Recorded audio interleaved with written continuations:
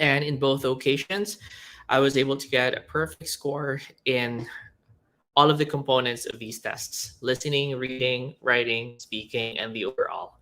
So, welcome to this session, and I hope that we'll have an insightful discussion today about the reading subtest of the IELTS and the OET. Also, I invite everyone to share this meeting with your friends who are also planning to go abroad, planning to take an English examination, and hoping to clear their tests, because this is going to be a very useful session. And just in case you can stick around till the end of this session, this is going to be posted on Connectics College Facebook page, so you can actually see this and watch this again in the future. Okay. All right. Hi, Sir Irvin. All right. So there you go.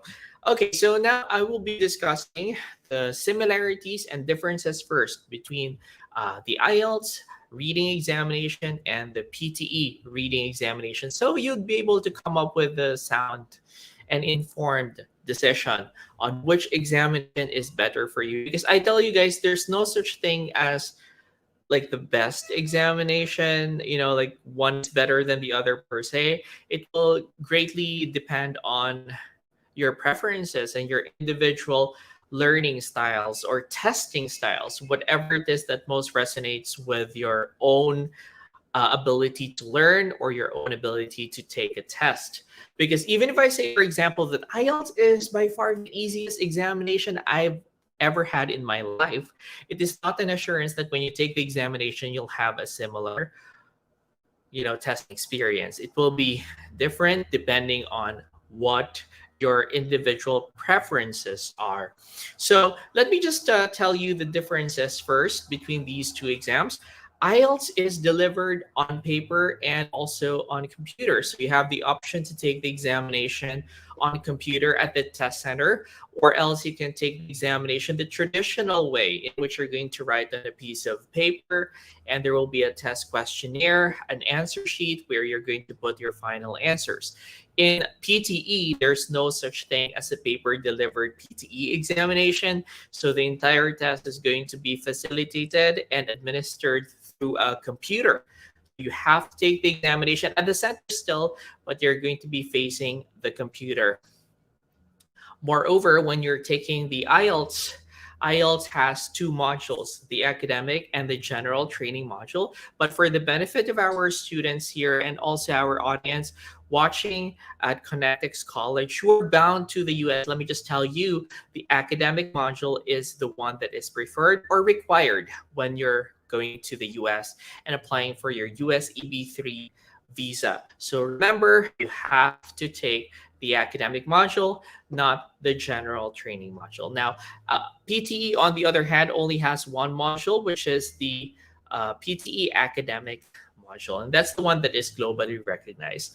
The good thing right now is the US has started to accept the PTE as an alternative to the IELTS just recently. So the CGFNS has already recognized the PTE to be one of the examinations they will accept to grant you a visa screen. So for your visa screen purposes, you can take the IELTS or the PTE. So both of these tests are actually good options. But again, let me just talk about the differences so that you can probably decide which one is better for you. Okay.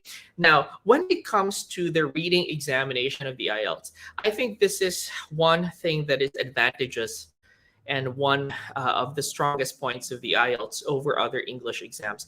The experience that you're going to have when you're taking IELTS on computer is precisely the same experience that you will have when you're taking IELTS on paper. What I mean to say by that is when you flip through your pages, you're able to go back and forth. Like when you've answered one question and you want to go back to an item that you have probably answered but you're not sure about, and you want to change the answer for that, you have the option to go back and forth when you're working on your reading examination on paper.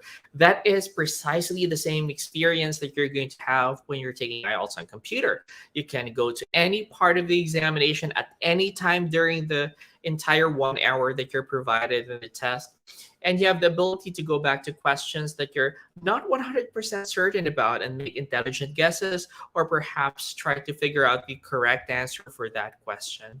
In PTE, let me just warn those people who are planning to take the Pearson test of English Academic. One of the most unfortunate things you will encounter is when you're taking this examination is that it's going to only move forward.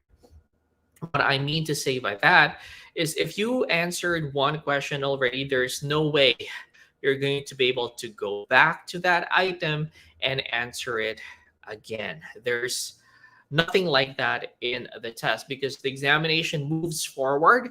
There's no going back. So before you hit that next button and move on to the next item, make sure that you are certain with response because there's no going back. You can't change it anymore. You cannot revise your answers towards the end of the exam. You don't have checking time at the end of the test.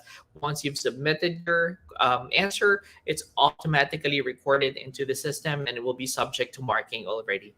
Okay, so again, when it comes to this experience of taking the examination, which might very closely resemble a paper delivered examination, IELTS takes the cake there. Okay, now IELTS is a very structured examination. PTE might be also a very structured examination, but it is more random compared to what you get in IELTS. Let me explain this in a bit. IELTS usually has 3 passages for academic test takers for the reading component. So you have passage 1, 2, 3, and questions for each one of those passages, right? About 13 or 14 items per set or per section. And it's going to be identical. Like the test questions are already quite predictable and are very familiar to us because I am very certain in your life you have encountered a situation in which you were able to work on a reading comprehension test and it's very close to that. You will have to read passages and answer questions about the passages that you've read. And so it is usually very predictable. The experience is predictable in the test. Now, when it comes to the PTE, it's not always the case that you're going to have, for example, 40 items. Like in IELTS, you can predict how many items you're going to get. You get 40. In the PTE, you might actually get more or fewer questions depending on your performance. It's not totally like, okay, I'm going to get 5 items for this first part of the examination, 10 items for the next one. It's not like that. You're going to be given a minimum number of items that you can encounter and the maximum, and the computer will decide how many it will throw onto you depending on your performance. Now, also, I need to emphasize that IELTS is an examination which are going to be graded per subtest or per skill, whereas when you're taking the PTE, it's not the case because there are integrated components or exam questions in which you're not just graded solely for the reading component, but also for something else like writing or maybe speaking. Okay, and we're going to talk about that in a few because I'm going to teach you how you're going to ace these examinations. And I do encourage everyone to ask questions. If you have any questions whatsoever, just type your questions down the comment section and I will try to answer your questions in the best way I can. All right, now what else is different when you're taking the IELTS reading examination and the PTE reading examination? Okay, now, while the IELTS examination is actually solely focused on, being able to determine answers from the passages that you will read, there are certain types of questions in PTE in which you will not necessarily have to understand a passage, but you will have to produce a response based on what is familiar to you or what is actually correct grammatically or colloquially in English. A perfect example of that is your fill in the blanks for writing and reading. So fill in the blanks for writing and reading will have a lot of different blanks that you will have to respond. You can actually select from the drop down list of words. And basically what happens here is that you will have to determine what completes the sentence best. And this will involve not just your ability to comprehend the reading passages that you have, but also apply the correct grammar rules or correct vocabulary rules to be able to pick out the correct answer that will match the sentence construction pattern. So, in that regard, you should actually have a high level of English proficiency to be able to get a good result in the reading test of the PTE, as opposed to IELTS, in which all of the answers can be found in the passages, and all you need to do is just locate those answers from the passages. Now, if there's anything that is probably what I would say comforting when you're taking these examinations, or reassuring, is that both of these exams can be perfected. They are not impossible tests, and all you need to do is to prepare. So if there's any similarity between the two, I would say that you will have to prepare for them for you to be able to get a good result. And what's good is Kinetics actually provides scholarships to all of their nurses who are bound to the US. So if you apply with Kinetics, you will actually be able to get a free review program or a scholarship for a review program under 9.09er if you're assigned to 9.09er, and you will be able to learn all of the basics and also the advanced skills that are necessary to succeed in these examinations. So you don't have to pay anything. You will be given a scholarship for your IELTS or your PTE test preparation. So what are you waiting for? Don't forget our link.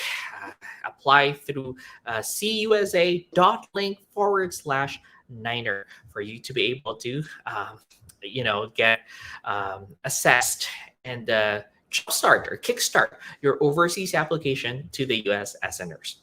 Okay, so I'm not seeing a lot of questions, so let's jump right into how to ace IELTS and how to ace the PTE. Now, there are certain strategies that I would say are identical for both the IELTS and the PTE in terms of your preparation and how you're going to get a better result in these tests. And one of the best ways to do that is to ensure that you read a lot. I assume not everyone here loves reading. It's not really a hobby, especially here in the Philippines where I live. People don't really read a lot during their leisure time. So if you don't read a lot and you haven't been reading for a long time, or you've probably read some articles or whatnot, but they're rather short, it is going to be extremely hard for you to adjust to the IELTS or the PTE because the passages are extremely long, much longer than what you are normally accustomed to on a day-to-day basis. So what I need you to do is to start integrating reading into your life, because I'm sure you haven't done it for a very long time. So start reading articles, maybe digests or passages, articles online, or maybe books. You can start reading self-help books, for example, and other similar reading materials during your spare time. And this does not only help you to gain interest in reading, but also to speed up your reading speed and your reading comprehension. Because when you're doing these tests, when you're sitting these examinations, you need to strike a perfect balance between speed and comprehension. You should be able to read fast and at the same time be able to comprehend or understand what you're reading to be able to pick out the correct answers. So to be able to do that, you have to keep on reading. Reading is one of the best ways to familiarize yourselves with the language. And it's a holistic training experience, not only for reading, but also for other sub-skills like writing. Okay, being familiar with how words are also combined with each other will help you to more easily identify correct answers in the reading exam. These are called collocations, like word combinations. They're usually very important, especially when you're doing PTE, when you're taking this examination, because there's reading and writing fill in the blanks, which collocations and familiarity with a lot of different collocations would be required. In the same fashion as in IELTS, you need to be able to identify the meanings of the words that you do not understand. And sometimes you have some terms or some words that you have never in your life encountered. So if you have not encountered these words in your life, should be able to devise ways by which you still can understand and carry on with the reading task, even if you're not familiar with all of the words written in the selection. Okay. And yeah, I'm going to talk about that in a few.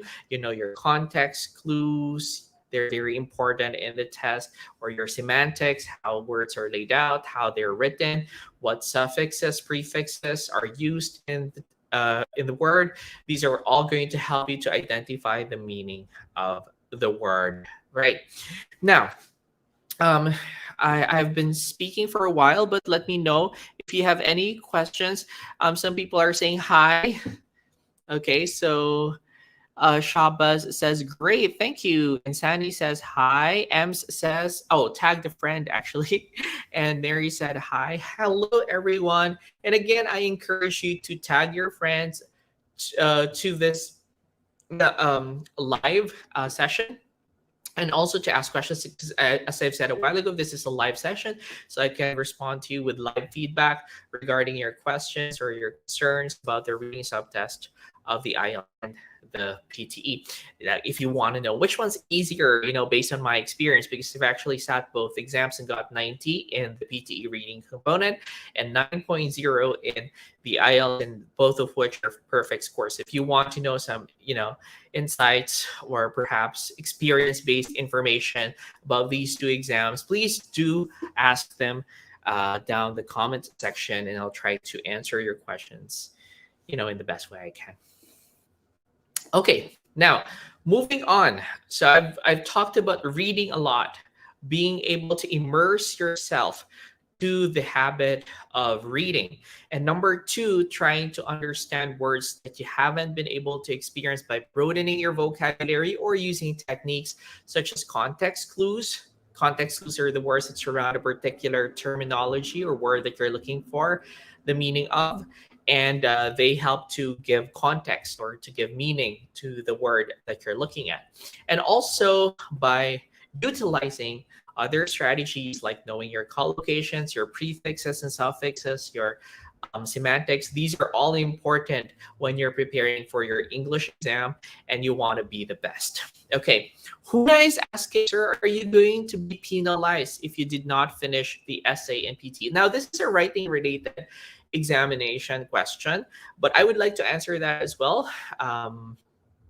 For the sake of perhaps one of the components of PTE writing is summarized written text, and this is actually for both reading and writing. So it's a combination. It's a component in which the two subtests are integrated. And now the question is about the essay, but it's not just the essay, but also the summaries. Okay. So when we're talking about any writing task in PTE in which you have to supply something, be it an essay or a summary, if you did not finish your response, even if your word count is correct, so listen to me. If it's not complete, you get a penalty for form because it is not a complete response. It is not a complete essay. So I don't care if you still have a lot of ideas to write. I don't care if you still have a lot of thoughts that you want to put into your essay. If it's almost if the time is almost up, I'm sorry, I want you to just make sure you conclude your essay or you finish your summary. You make sure you conclude it, you tie all loose ends together, wrap things up, and write an effective conclusion. Because otherwise, you will get a penalty in your examination. Okay? What IELTS band score is required for CNA? I'm not sure I understood this question. I'm not sure what CNA is, but maybe someone can assist you with this. But if we're talking about the application scores for the US visa screen, it should be a 6.5 overall band score and a 7 in speaking, regardless of whatever score you get in the other parts of the examination. So the US is only concentrated in getting a 7.0 in speaking and a 6.5 overall band score. So it wouldn't matter what score you get in the other components so long as your speaking score is 7 and your overall is 6.5. Right. So there you go. Right. However, is reading still important? in the IELTS, even if you don't really need a particular score for the reading component of the test. Is it really important that you still get a good score here? Yeah, because if your score in reading is super low, it can potentially pull down your overall band score, because your OBS is actually just the average of the four different subtests or sub skills that you will be graded for in your examination. Okay, so yes, it will impact your score. Okay, right. So after the first two tips that I have talked about, let me go to the third tip that I would want to share with you tonight in improving your reading comprehension. Okay, and also your reading strategy to answer questions in the IELTS and the PTE. Number three is do not read leisurely and read everything. You don't need to read everything most of the time, because the texts that you get in IELTS and also in PTE are extremely long, and they will significantly bog you down or slow you down in the test if you are going to understand every single word and read every single item that you can see in the entire passage. Is going to take a lot of time, a lot of energy, and certainly it's going to impact your score negatively if you don't finish your examination on time. Remember, you only have a limited amount of time to spend on your reading passages and your reading tests for both the IELTS and the PTE. If you run out of time and you're not able to complete everything, that is going to be your pitfall in these examinations. So you need to be able to apply correctly the strategies to get a good score. And there are two speed reading strategies or speed reading techniques that we usually teach in class. These are scanning and skimming. Scanning is identifying or searching for particular keywords or maybe synonyms of those keywords, or words that might have a relationship with a keyword. Very quickly gloss over the text, find the keywords, and be able to answer the questions in the process. Another one is skimming, and this is actually finding what the paragraph is all about. And it's easy, just read the first line and the last line of every paragraph. Usually they give you either the introductory sentence or the concluding sentence in the paragraph, which will kind of summarize everything that you will see in that paragraph. So it's easier for you to locate answers, or easier for you to discriminate between what paragraphs will be significant in finding the answers and which ones are just extraneous. Here's a question from our candidate from South Korea. I got 56 on PTE reading section. I don't have any experiences about IELTS. Do I have to study English grammar before taking IELTS? Okay, that's a good question. To some extent, grammar is that much of a consideration when you're taking the IELTS, because grammar is going to be assessed for writing and speaking. However, if we're going to just deal with the reading examination, so long as you can understand, you don't really need to have perfect or flawless English. You can get the 9 in the reading examination without having perfect grammar, because at the end of the day, this is more concerned about your comprehension level and your ability to find the answers in the passages that you will be provided. And all of the answers are provided. You don't really need to create your own answers. So all you need to do is to be able to get the answers from the passages. So that's pretty straightforward. You don't really need grammar for that. However, if you need to get a high score in the speaking examination, you might need to learn your grammar a little bit. But I personally believe that there are other strategies that are more significant or more important in the speaking examination, such as increasing your fluency score rather than just focusing on pronunciation or grammar alone. So even if I want to talk about that, that's not the segment for this discussion, but feel free to ask away and I will try to squeeze it into our discussion. But I'm just telling you, it's not impossible to get a high score even if your grammar is not particularly flawless or perfect, because grammar is just one of the components by which you're going to be graded. There's so many other things that are scored in the test, and you will be graded for many different things. There's an entire list of criteria that you will be graded for in the speaking test and the writing exam. Yeah, right. How can I sign up with Kinetics as MLT? If you are interested to sign up with Kinetics, don't forget to visit the link cusa.link/Niner. This link right here, so that you can jumpstart or kickstart your application going to the USA. Okay, right. So I've already talked about three major tips that you can apply in your reading examination to get a better score. And third one that I've mentioned is about you not leisurely reading, but instead purposively reading. Reading to find the answers, or sometimes employing speed reading strategies to hasten the process of taking the examination. Now, yeah, just keep on tagging your friends to this meeting so that they can also learn from the insights that I'm going to share with you tonight.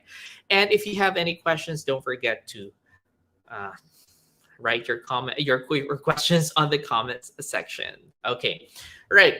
Now let's move on to the next one. Okay, this one is actually very important for both the IELTS, I think also for PT. Yeah.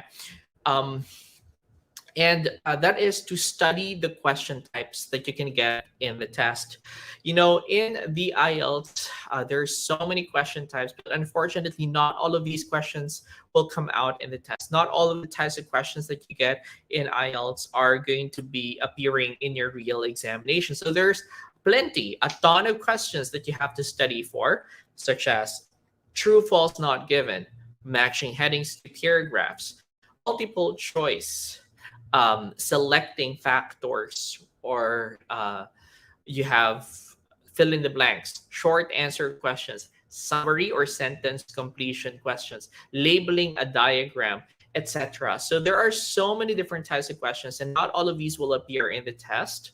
So even if there's a bleak chance that there's one bleak chance for one type of question to appear in the test because it's rather rare or uncommon when you're taking the IELTS, you still want to study for them because you will never know what's going to come out in the test. Yeah, it comes out once in a blue moon, but maybe your test is the blue moon. So study as many question types as you can, and you can only get exposed to as many of these by trying out as many practice tests as possible. So work on so many different types of practice tests, trying to represent all the types of questions that you can get in the IELTS, so that no matter what comes out in the test, you are prepared. You know what you're going to do.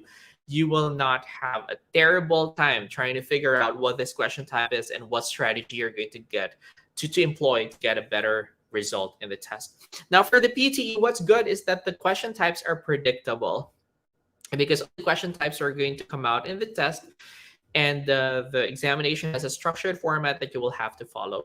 So for example, for the reading examination, you have multiple choice, choose single answer, multiple choice, choose multiple answers. You have reorder paragraphs, reading, fill in the blanks, and reading and writing, fill in the blanks. So these are the types of questions that you're going to get, and you just have to familiarize yourselves with what you're supposed to do when you encounter these questions. You know why? Because if you are anxious, you are nervous, you're terrified by the question type because you've never encountered it, you've never had an experience about it in the past, or experience with it in the past, and then it's going to actually cause so much tension, so much stress when you're taking the examination, and it's going to be very hard for you to concentrate just because you're still trying to figure out what the question requires of you, what you're supposed to do, how to strategize to get the right response, and so forth. So I think it is crucially or vitally important for you to be familiar with the different types of questions that you encounter in the test, so that no matter what comes out in the examination, you are prepared, you are ready, you know what you're going to do. Okay, so that's the fourth one. If you have questions, just type your questions right here. I'll try to answer them in the best way I can. All right, now before I move on to the fifth tip that I will want to share with you, I would like to also talk about my personal experience taking these exams. You know, I've taken the IELTS twice. The first one was an academic test, and the second one was general training exam. I've also taken the PTE academic, and in all of those attempts, both for academic and general training IELTS and the PTE, I got perfect marks in the reading exam. All right. So if there's anything that I can be very proud about with all of the exams that I've taken for English, my reading scores are always perfect. And I know that a lot of people might think that, it's because you are I am very talented in reading, or I love reading maybe, or I'm very accustomed to the reading process, but whatever. But I feel it is not just because I know how to read well. Because trust me on this, even if you're a first language English user who is so trained to use the language every time, you're a specialist when it comes to the language, it is not an assurance that when you take the examination, you're going to get a perfect score. So, to share with you my experience, when I tried out practice tests for PTE and for IELTS, I didn't get a perfect result. So when I took my first mock exam for IELTS, my score was just a 6.0. And I can remember I was so frustrated and bitterly infuriated with myself, because I thought to myself that reading is one, or was one of my passions back then, that I loved reading so much back then. I had so much time back then to read, and my reading comprehension is really bad. It's been really bad. So I was so frustrated because I got only a 6, and that's just, less than 30 points out of 40 points. I was really upset. But what I did after that very upsetting moment is I picked myself back up. I trained harder. I attended my lectures with 9.09er. And then did I realize that it's not really me. It's not my reading capacity. It's not my reading skills, or like my lack of reading skills, perhaps. It's about the improper approach to the examination, because there are techniques, there are strategies that you need to employ when you're taking the examination, which you will only learn when you attend classes for reading, which will explain to you exactly what you're supposed to do to get a better score, or to get a perfect mark even when you're sitting the examination. So from 6, I gradually improved my reading performance. It got higher. I got 6.5s, then 7s, then 8s, 8.5s. And before I took the examination, just a few days before my test, I was already getting consistently a 9 or an 8.5 in the reading sub test. So it was all because of the right approach. It's not just my reading capacity that is lacking.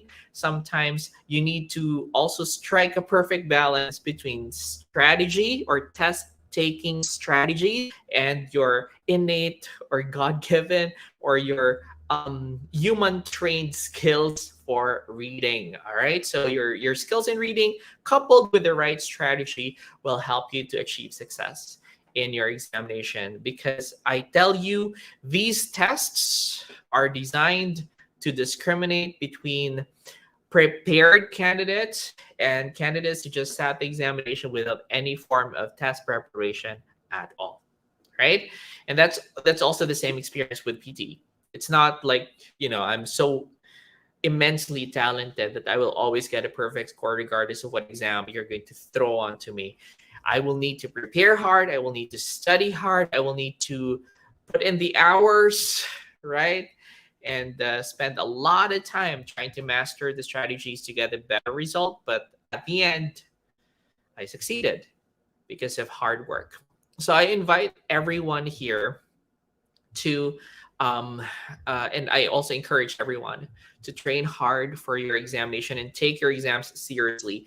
These are not just simple English exams, they're life changing tests.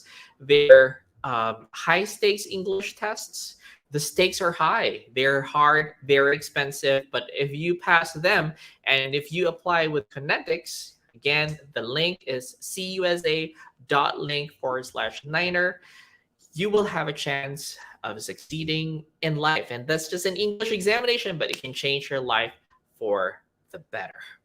Okay, so on to my next step. Okay, Ira says sana all, or sana all means to say, she wishes that everyone would have the same ability or the same feat or the same achievement. Yeah, and I can attest to the fact that everyone can actually get a 9 in the reading examination with hard work. Actually, one of my students just messaged me a while ago. And I'm teaching here in one of the branches of 9.09 there, and he got a 9.0 in reading and an 8.5 in listening. So he's really very proud of his achievement. And that's all because of the training that he received from 9.09, or coupled with his hard work and dedication to the training program. And again, you don't have to pay anything. Kinetics pays for your test preparation for IELTS or for PTE. So what are you waiting for? Just make sure to apply through Kinetics so you get all of the perks, the benefits of applying with Kinetics. Don't forget that link. That's cusa.link/Niner. Okay, so up next, we're going to talk about the fifth. Is this the fifth? Yeah, the fifth tip that I want to share with you regarding the reading examination to always get successful marks or always get satisfactory results in any English examination you attempt. And that number five tip is connected to my experience taking the examination. And one of the most important tips that I want to share with you is you have to take the examination from the test taker's perspective and not from the candidate's perspective. What I mean to say is learn how the examination is constructed, how the test or the test constructors or the examiners craft the exam questions. And from there, you would know how to figure out the correct answers to literally all of the questions you can encounter in the examination. Whatever type of question you get in the examination, if you know how the test constructors designed the examination, you can crack that code, you will definitely be able to get satisfactory results in your examination each and every time consistently. All right. So what I mean by that is you study the test types, the question types that you're going to receive in the examination, and try to rationalize, reason out what makes your answer right or wrong whenever you're practicing with practice tests. Okay, so when you're working on your practice tests, make sure to explain to yourself what made my answer correct? What made my answer wrong? Why is it that my answer was correct for number one? Why is it wrong for number two? And that will help you to get familiar with your common pitfalls or your common areas for mistakes in the examination, and be able to also figure out how to correctly respond to questions according to how the test is designed. Remember, all of these tests are designed differently, be it IELTS, OET, or PTE, or any other high stakes English examination for that matter. They're designed differently. And if you know how to take these examinations based on the design of these tests, you will always get a good result in your test. So the approach that I use whenever I'm working on the IELTS is not the same approach I will be using if I were to take the PTE. It's not like that. When I prepare for PTE, I prepare for PTE alone. And when I prepare for IELTS, I prepare for IELTS alone, because they are two different exams with two different strategies that I will need to apply, with two different testing designs that I will need to study and I will need to prepare for. Okay, not because, and this is actually a good discussion, because one of your friends asked, not because you got a low score in one examination, it will always translate to a low score in another. And not because you successfully cleared one, it's going to translate to a high score as well with the other. It's not always the case, because these exams are a tad different from each other. Okay, so that's tip number 5. And probably tip number 6 is also very important. I want to share this with everyone. I think this is very important, especially if you are already a capable candidate.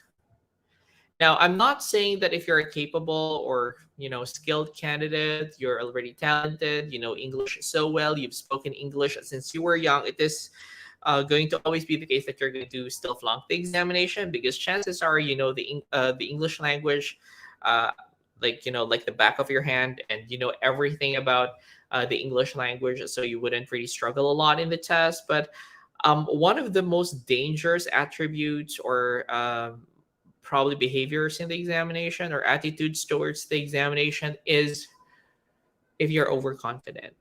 Like I know you would agree with me that overconfidence can sometimes kill your dreams. Because if you're overconfident, you sometimes don't train hard, you don't study anymore, you feel like it's just a simple test and you wouldn't need to prepare for it at all. And that dangerous overconfidence usually leads to failure in the examination because of lack of preparation. I tell you, I have seen plenty of students. I've trained thousands of students in the past 12 years of my career as an IELTS instructor. And I've seen so many candidates who are not so good in English, but they have successfully cleared the examination with stellar marks. And I've seen some people who are professionals, trained, skilled workers, or they have finished college, or they have finished their master's or doctorate degrees, and they still flunk the examination, not once, not twice, but multiple times. So it happens in your examination. And I just don't want you to go through all of the heartbreak of flunking the examination because you haven't prepared enough. It is going to be a very light and um, very satisfactory feeling if you walk out of the room after your test is over with the confidence that you passed the exam, and all you're waiting for is your test result, because you are 100% certain that you got the results that you desire.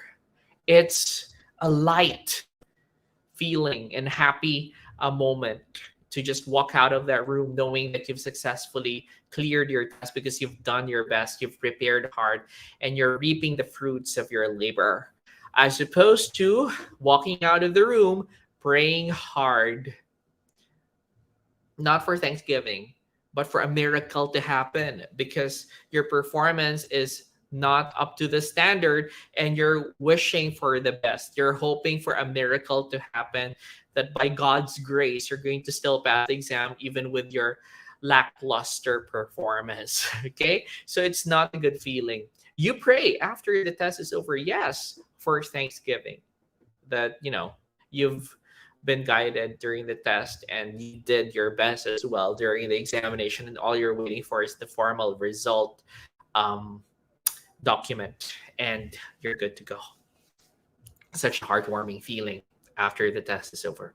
And that's what I want you to feel when you take the test, because that's what I've always felt when I took my English tests. Like when I walked out of the room, I was like, oh, I did so well there because I prepared. I might not be the most intelligent person. I might not be a genius. I will never pass an exam if I don't prepare, I don't review, I don't train. But I worked really hard for all of the tests that I have taken, and that's why I've gotten stellar marks in those exams.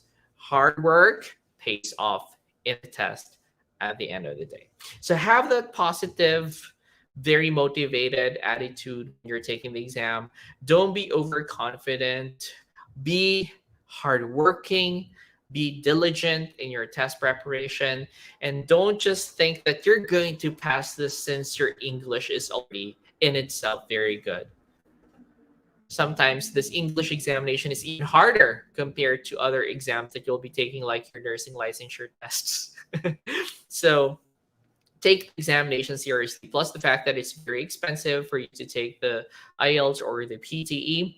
So yeah, okay, make sure to do your best. And by the way, speaking of that, sponsorship is also granted by Kinetics to people who are going to apply as nurses going to the USA with them, not only for your test preparation for IELTS and PTE, but your actual examinations. So you get sponsorship for that as well, or you get rebates for that, or refunded for your payment for your IELTS or your PTE as soon as you pass it. Okay, so again, I invite everyone to apply with Kinetics.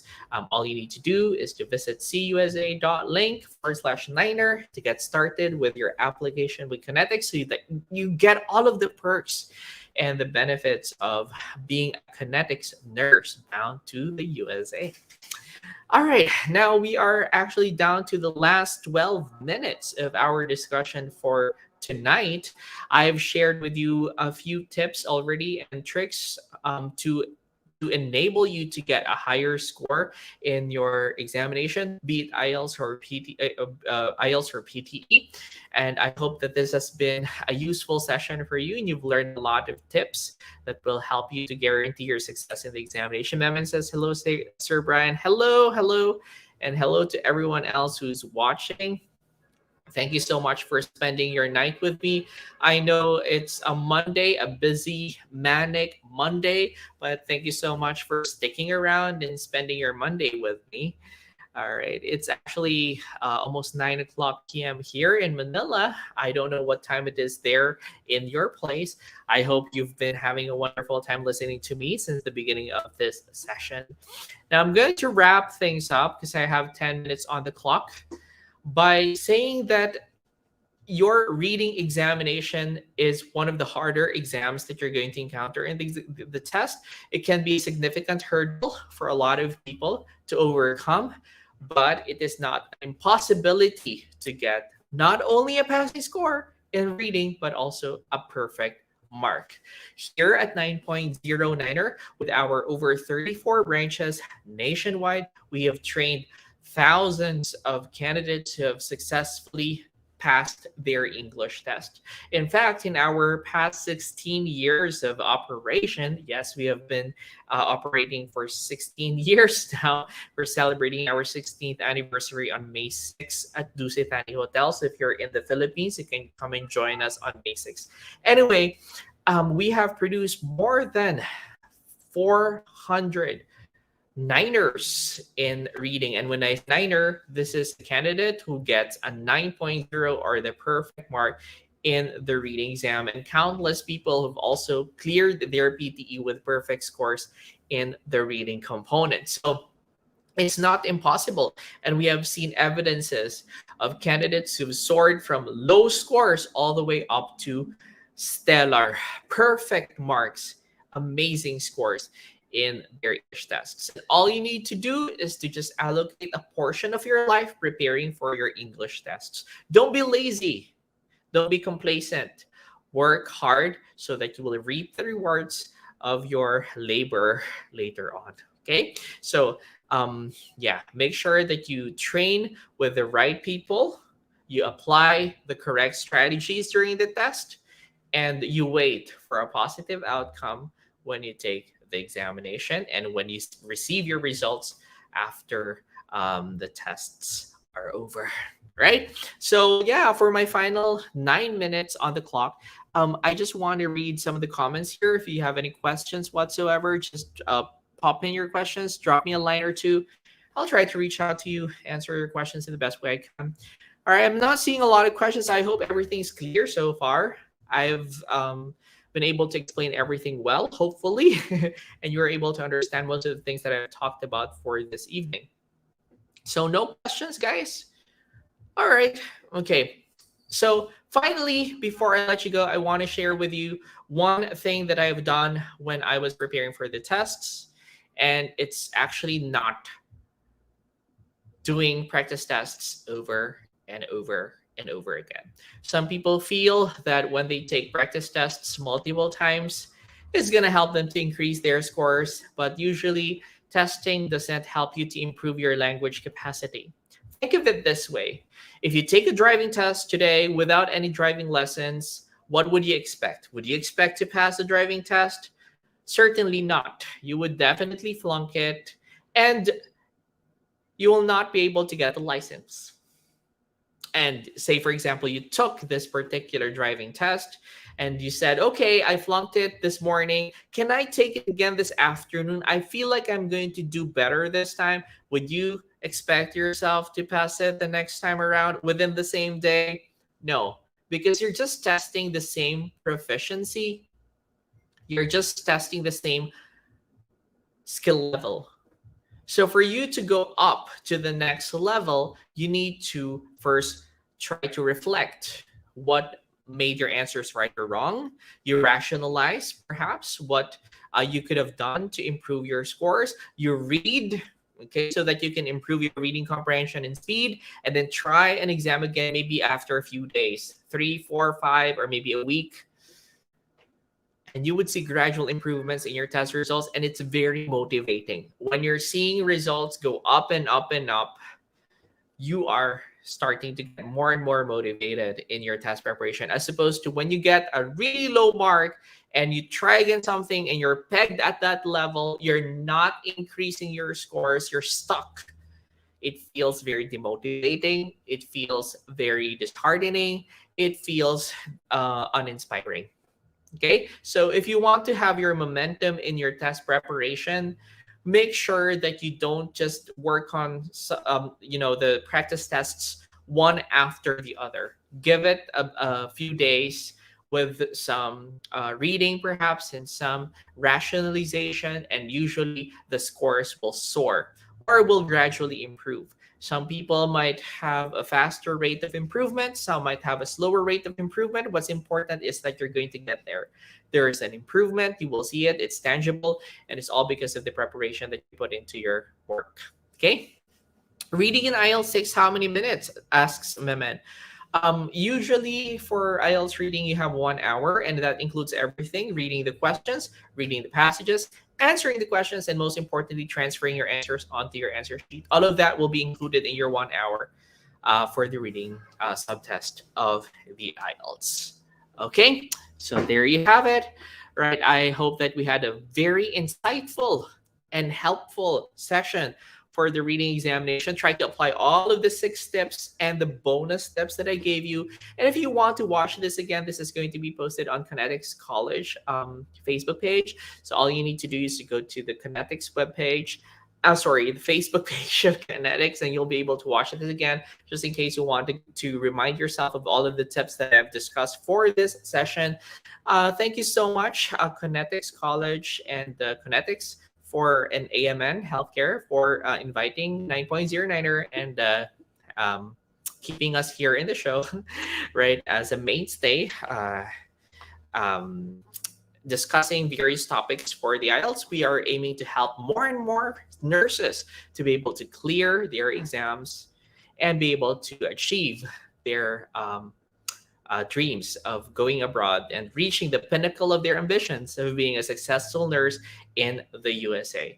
And again, if you want to apply with Kinetics, all you need to do is to go to cusa.link/9er and get started with your application, because now is the perfect time for you to start your kickstart your overseas application, particularly to the USA. Have a great night, everyone. Thank you so much for attending this meeting. I shall see you again next time, hopefully with Zervin, in one of our future live episodes here at Kinetics College. See you again next time. Bye, guys.